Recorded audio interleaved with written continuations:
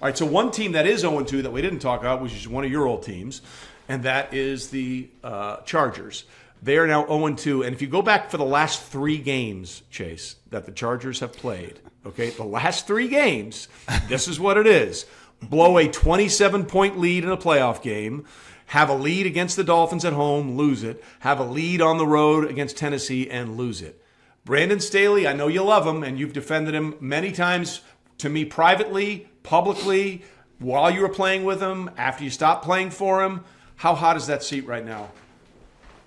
I mean, it's got to be pretty hot, right? I mean, you're going, you go 0-3. You know the organization. Yeah, I mean, you tell listen. I don't think the Chargers are one to make a move and make a change in the middle of the season, right? Like, but I will say their bye week is week 5, and they're 0-2.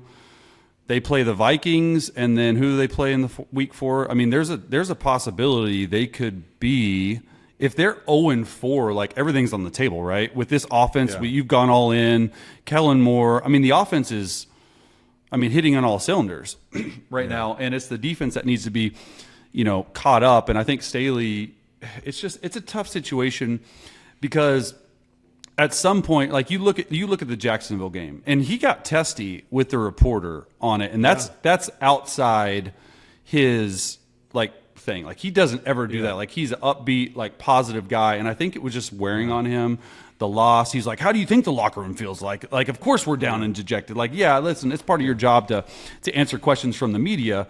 But you look at the Jacksonville game, like to me that was we lost the game, but that was a fluke. Like in my opinion, it's the biggest comeback ever, and there's only so much. Listen, there's only so much you can put on the head coach for that. Eventually, sometimes the players got to have accountability. Then you go to the first game. The Dolphins look like, to me, and maybe we talked, but they look like, to me, the best team in football. Like offensively, they might be. And they might be. And so you barely lose that game. You have a 2-minute drive. You don't go down.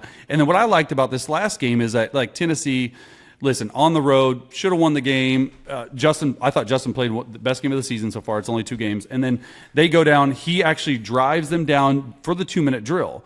And they kick a field goal to get in, to get into OT, and then obviously lost in overtime. So it's not like these losses are embarrassing. Other than the Jacksonville loss, it's not like these losses are like, oh my gosh, we completely screwed it up. We completely did everything. But it comes with the territory of being an NFL coach. I say all this because I'm like, the seat is hot. Like the dude's got to win. Like ultimately, like that's what you're judged for in the NFL as a head coach is wins and losses. Yeah, it's not a try-hard league; it's a result league. Everyone tries hard, so it's all great. And the problem, Chase, for the Chargers is there is a pattern here, right? Like, do we want to talk about every Thursday night game against the Chiefs at SoFi Stadium? Hey, we're in it, but we somehow lose. You know what I mean? Like these things tend to happen with this.